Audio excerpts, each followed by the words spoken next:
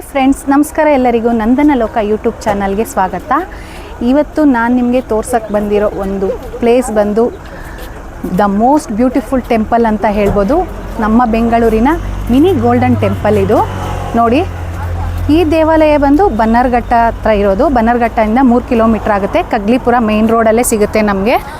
ಬನ್ನರ್ಘಟ್ಟ ಬಂದು ಬೇಕಾದ್ರೆ ನಾವು ಅಲ್ಲಿಂದ ಆಟೋನಲ್ಲಾದರೂ ಬರ್ಬೋದು ಅಥವಾ ಓನ್ ವೆಹಿಕಲಲ್ಲಾದರೂ ಬರ್ಬೋದು. ಈ ದೇವಾಲಯನ ರಾಜಸ್ಥಾನ ಮಾದರಿಯಲ್ಲಿ ನಿರ್ಮಾಣ ಮಾಡಿರೋವಂಥದ್ದು. ನೀವೇ ನೋಡಿ ಇಲ್ಲಿಂದ ಹಿಂಗೆ ಕಾಣ್ತಿದೆ ಅಂತ. ವೇಲೂರಿನ ಲಕ್ಷ್ಮೀ ಗೋಲ್ಡನ್ ಟೆಂಪಲ್ ನಾವೆಲ್ಲ ನೋಡೇ ಇರ್ತೀರಿ, ಅದೇ ರೀತಿ ಕಾಣುತ್ತೆ. ಅದೇ ರೀತಿ ಅಲ್ಲ, ಅಷ್ಟೇ ಅದ್ಭುತವಾಗಿದೆ. ಒಂದು ಪೀಸ್ ಆಫ್ ಮೈಂಡ್ ಸಿಗುತ್ತೆ ದೇವಸ್ಥಾನಕ್ಕೆ ಬಂದರೆ ಅಂತೂ. ನಾನು ಬಂದಿದ ತಕ್ಷಣವೇ ಎಂಟ್ರೆನ್ಸಲ್ಲಿ ಕುಡಿಯೋ ನೀರಿನ ವ್ಯವಸ್ಥೆ ಮಾಡಿದ್ದಾರೆ. ಒಂದು ಕಳಶ ರೀತಿ ಮಾದರಿಯಲ್ಲಿ, ನೋಡೋದಕ್ಕೆ ಒಂದು ಚಂದ. ಎಷ್ಟು ಚೆನ್ನಾಗಿ ಕಾಣ್ತಿದೆ ನೋಡಿ. ನೇಚರು ಅಷ್ಟೇ, ಸುತ್ತಮುತ್ತ ತುಂಬ ಚೆನ್ನಾಗಿದೆ. ಹಂಗೆ ಬರ್ತಾ ಇಲ್ಲಿ ನಮಗೆ ಸ್ಲಿಪ್ಪರ್ ಬಿಡೋದಕ್ಕೆ ಇಲ್ಲೇ ವ್ಯವಸ್ಥೆ ಮಾಡಿದ್ದಾರೆ. ಸ್ಲಿಪ್ಪರ್ ಬಿಟ್ಟು ನಂತರ ಇಲ್ಲಿ ಒಳಗಡೆ ಹೋಗೋಣ. ಈ ದೇವಸ್ಥಾನದ ಒಳಗಡೆ ಈ ದೇವಾಲಯ ಬಂದು ಆಶಾಪುರಿ ಮಾತಾಜಿ ಟೆಂಪಲ್ ಅಂತ ಹೇಳಿ ದುರ್ಗಾದೇವಿಯನ್ನು ಹೋಲುವಂತಹ ಮಾತಾಜಿ ದೇವಾಲಯ ಇದು. ಈ ದೇವಿಯ ಬಗ್ಗೆ ತಿಳಿಸ್ಕೊಡ್ತೀನಿ ಒಂದೊಂದಾಗಿ ನಾನು. ಇಲ್ಲಿನ ದೇವಾಲಯದ ವಿಶೇಷತೆ ಏನು, ಪ್ರಸಾದ ಏನೇನೆಲ್ಲ ಇರುತ್ತೆ, 3 ಟೈಮ್ ಪ್ರಸಾದನೂ ಕೊಡ್ತಾರೆ, ಮತ್ತು ಉಳ್ಕೊಳ್ಳೋದಕ್ಕೆ ವಸತಿ ವ್ಯವಸ್ಥೆನೂ ಇದೆ ಅಂತ ಹೇಳ್ತಿದ್ದಾರೆ. ಎಲ್ಲದ್ರ ಬಗ್ಗೆನೂ ಈ ವಿಡಿಯೋನಲ್ಲಿ ತಿಳಿಸ್ಕೊಡ್ತಾ ಹೋಗ್ತೀನಿ. ಒಂದೊಂದಾಗಿ ಕೇಳ್ತಾ ಹೋಗಿ.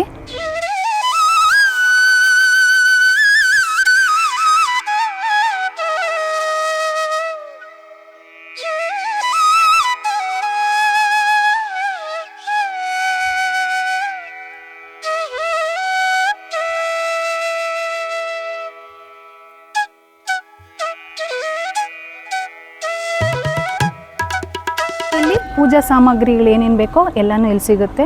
ಏನೇನು ಪೂಜೆ ಸಾಮಾನು ತೊಗೊತಾರೆ ಅಂತ ನೋಡಿ.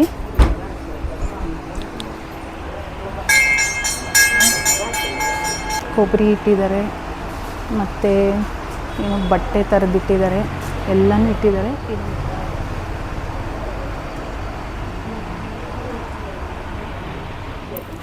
ಈ ಆಶಾಪುರ ಮಾತೆ ಹಿಂದೂ ಧರ್ಮದ ದೇವತೆಯಾದ ಆದಿಶಕ್ತಿಯ ಪ್ರಮುಖ ಅವತಾರಗಳಲ್ಲಿ ಒಬ್ಬಳು. ಆಶಾಪುರ ಮಾತೆಯು ಗುಜರಾತ್ನ ಕಚ್ ಪ್ರದೇಶದ ಜಡೇಜಾ, ರಾಜಪೂತರು, ಚೌಹಾಣರು ಮತ್ತು ಪಟಿಯಾರ್ ಸಮುದಾಯಗಳ ಪ್ರಮುಖ ಕುಲದೇವತೆಯಾಗಿದ್ದಾಳೆ. ಜಡೇಜಾ ವಂಶದ ರಾಜರುಗಳು ಯುದ್ಧಕ್ಕೆ ಹೊರಡುವ ಮುನ್ನ ಅಥವಾ ಕಷ್ಟಕಾಲದಲ್ಲಿ ಈ ದೇವಿಯನ್ನು ಪ್ರಾರ್ಥಿಸಿ ಆಶೀರ್ವಾದ ಪಡೆಯುತ್ತಿದ್ದರು ಎನ್ನಲಾಗಿದೆ. ಆಶಾಪುರ ಮಾತೆಯ ಪಕ್ಕದ ಬಲಭಾಗದಲ್ಲಿ ವಿನಾಯಕನ ಮೂರ್ತಿಯನ್ನು ಸಹ ನಾವಿಲ್ಲಿ ಕಾಣಬಹುದು. ಸಿದ್ಧಿ ಬುದ್ಧಿ ಸಮೇತ ವಿನಾಯಕನ ಮೂರ್ತಿಯನ್ನು ಇಲ್ಲಿ ಪ್ರತಿಷ್ಠಾಪಿಸಿ ಬಹಳ ಸುಂದರವಾಗಿ ಕೆತ್ತನೆ ಮಾಡಲಾಗಿದೆ. ಹಾಗೂ ಗರ್ಭಗುಡಿಯ ಮಧ್ಯಭಾಗದಲ್ಲಿ ಆಶಾಪುರ ಮಾತೆಯ ಮುಂಭಾಗದಲ್ಲಿ ನಾವು ಬಸವನ ಮೂರ್ತಿಯ ವಿಗ್ರಹವನ್ನು ಕಾಣಬಹುದು.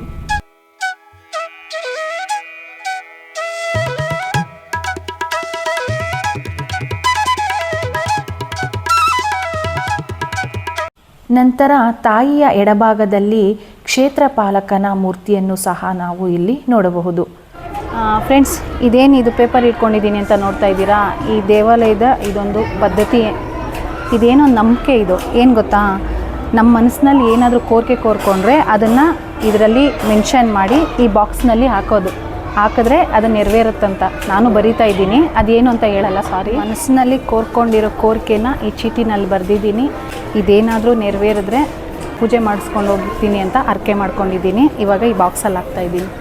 ನಾವು ಆವಾಗಲೇ ನೋಡಿದ್ರಲ್ಲ ಆ ಪೂಜೆ ಸಾಮಾನು ಏನೇನು ತೊಗೊಂಡ್ರು, ಬಟ್ಟೆ, ಕೊಬ್ಬರಿ ಚಿಪ್ಪು ಮತ್ತು ಮಿಠಾಯಿ ಟೈಪು, ಅಲ್ಲಿ ಪೂಜೆ ಮಾಡಿಸ್ಕೋತಾರೆ. ಆ ಪೂಜೆ ಮಾಡಿಸ್ಕೊಬಂದು ಆ ತೆಂಗಿನಕಾಯಿನ ಇಲ್ಲಿ ಸುಡ್ತಾರೆ. ಇದೊಂದು ಇಲ್ಲಿ ಪದ್ಧತಿ. ಏನು ಅವ್ರ ಮನಸ್ಸಿನಲ್ಲಿ ಏನು ಕೋರ್ಕೊಂಡು ಆ ತೆಂಗಿನಕಾಯಿನ ಇಲ್ಲಿ ಸುಟ್ಬಿಟ್ಟು ಆ ಮಿಠಾಯಿನ ಪ್ರಸಾದ ಥರ ಎಲ್ಲರಿಗೂ ಹಂಚೋದು. ಇನ್ನೊಂದು ಈ ದೇವಾಲಯದ ವಿಶೇಷತೆ ಏನಂತಂದರೆ ಇಲ್ಲಿ ಊಟ ವಸತಿ ಎಲ್ಲನೂ ಫ್ರೀ. ಬೆಳಗ್ಗೆ ತಿಂಡಿ, ಮಧ್ಯಾಹ್ನ ಊಟ ಮತ್ತು ರಾತ್ರಿ ಊಟ ಅಂದರೆ ಸ್ವಲ್ಪ ಬೇಗನೆ ಕೊಡ್ತಾರಂತೆ. ಇದು ಈ ಜೈನ್ ಟೆಂಪಲ್ ಆದ್ದರಿಂದ ಸೂರ್ಯ ಮುಳುಗೋದಕ್ಕೆ ಮುಂಚೆನೇ ಊಟ ಕೊಡೋ ವ್ಯವಸ್ಥೆ ಇದೆ. ನಾವು ಈಗ ಇಲ್ಲಿ ಊಟದ ಟೈಮ್ ಆಗಿದೆ, ಊಟ ಮಾಡಿಕೊಂಡೇ ಹೋಗೋದು. ತುಂಬಾ ಚೆನ್ನಾಗಿದೆ, ಒಂದು ಸರಿ ವಿಸಿಟ್ ಮಾಡಿ. ಮಂದಿರ ಮುಂದೆ ಇರುವಂತಹ ಬೃಹದಾಕಾರದ ತ್ರಿಶೂಲ, ತಾಯಿ ದುರ್ಗಾದೇವಿಯನ್ನು ಹೋಲುವಂಥ ದೇವಾಲಯ ಅಂತಂದರೆ ತ್ರಿಶೂಲನೇ ಆಗಿರುತ್ತೆ. ಎಷ್ಟು ದೊಡ್ಡದಾಗಿದೆ ಗೊತ್ತಾ. ತುಂಬ ಜನ ಸೇಟುಸ್ ಬರ್ತಾರೆ ಈ ದೇವಸ್ಥಾನಕ್ಕೆ. ಹಂಗಂತ ಅವರೇ ಬರಬೇಕು ಇವರೇ ಬರಬೇಕು ಅಂತ ಏನಿಲ್ಲ, ಯಾರು ಬೇಕಾದರೂ ಬರಬಹುದು.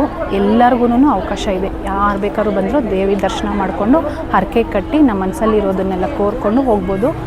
ಒನ್ ಡೇ ಟ್ರಿಪ್ಗಂತೂ ತುಂಬಾ ಚೆನ್ನಾಗಿದೆ. ಒನ್ಸ್ ಬಂದೋಗಿ ಆಲ್ಮೋಸ್ಟ್ ಎಲ್ಲ ಪ್ಲ್ಯಾನ್ ಮಾಡ್ಕೊಂಡು ಬಂದರೆ ಒಳ್ಳೆಯದು. ಯಾಕಂದರೆ ಈ ಕಡೆ ಬಸ್ಸಸ್ ಎಲ್ಲ ಅವೈಲೇಬಲ್ ಕಡಿಮೆ, ಟೈಮಿಂಗ್ಸ್ ಬಸ್ಸಸ್ಸು. ಸೊ ಅದರಿಂದ ನೀವು ಓನ್ ವೆಹಿಕಲಲ್ಲಿ ಬಂದು ಪ್ಲ್ಯಾನ್ ಮಾಡಿಕೊಂಡು ತುಂಬ ಚೆನ್ನಾಗಿದೆ. ಒನ್ಸ್ ಬಂದು ಹೋಗಿ ಅಂತ ನಾನು ನಿಮಗೆ ಸಜೆಸ್ಟ್ ಮಾಡ್ತೀನಿ ಫ್ರೆಂಡ್ಸ್.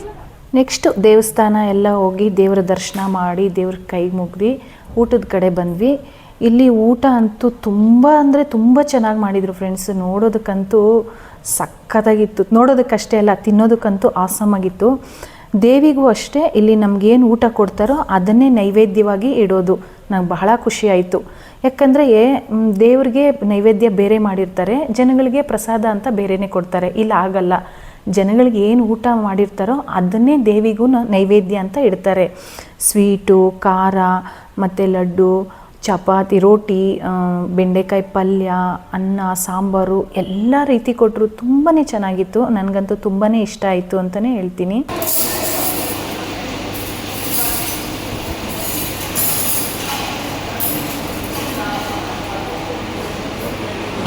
ಊಟಕ್ಕೆ ನಾವು ನೋಡಿ ಈ ರೀತಿ ಟೋಕನ್ ಕೊಡ್ತಾರೆ. ಟೋಕನ್ ತೊಗೊಂಡೋಗ್ಬೇಕು ಒಳಗಡೆ, ಆಫೀಸ್ ಒಳಗಡೆ.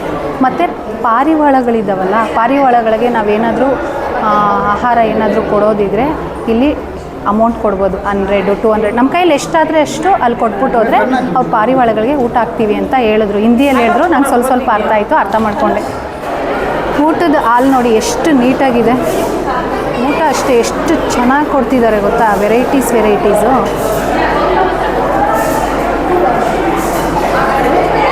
ನಾವು ಹೋಗಿ ಇವಾಗ ಊಟ ಮಾಡ್ತೀವಿ. ಸ್ವೀಟು, ಖಾರ, ರೈಸು, ಚಪಾತಿ, ವೆರೈಟಿ.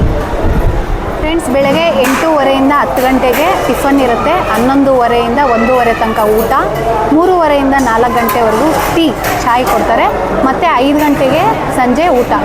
ಭಕ್ತರ ಆಸೆಗಳನ್ನು ನೆರವೇರಿಸುವಂತಹ ಆಶಾಪುರಿ ಮಾತಾಜಿ ದೇವಾಲಯನ ನಾವು ಎಲ್ಲ ನೋಡಿದ್ದಾಯಿತು. ಈ ದೇವಸ್ಥಾನದ ಟೈಮಿಂಗ್ಸ್ ನೋಡೋದಾದರೆ ಮಾರ್ನಿಂಗ್ 7 to ನೈಟ್ 8 o'clock ತನಕ ಇರುತ್ತೆ. ಮಧ್ಯದಲ್ಲಿ 2 o'clock ಇಂದ 4 o'clock ಅಂದರೆ 2 hours ಅಷ್ಟೇ ಕ್ಲೋಸ್ ಮಾಡಿರ್ತಾರೆ. ತಿಂಡಿ, ಊಟ, ಸಂಜೆ ಟೀ ಮತ್ತು ನೈಟು ಊಟ ಎಲ್ಲ ವ್ಯವಸ್ಥೆ ಇರುತ್ತೆ. ಫ್ರೆಂಡ್ಸ್, ನೋಡಿದ್ರಲ್ಲ ಆಶಾಪುರ ಮಾತಾಜಿ ಟೆಂಪಲ್ ಹೇಗಿತ್ತು ಅಂತ.